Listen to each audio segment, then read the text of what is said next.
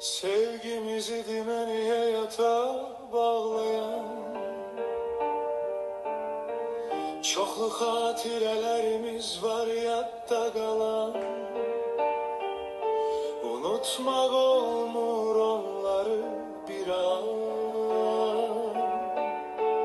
Hasretinle ettin beni bir an.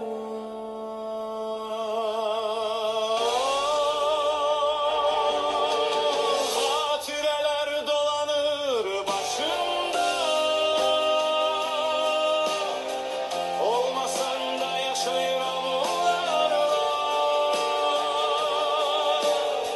Ben hoş hem de çetin hanımda. Yalnız sen idin olan yanımda.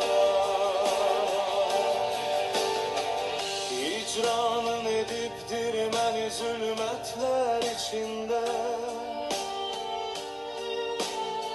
İstemem hatırlayım seni firqət biçiminde.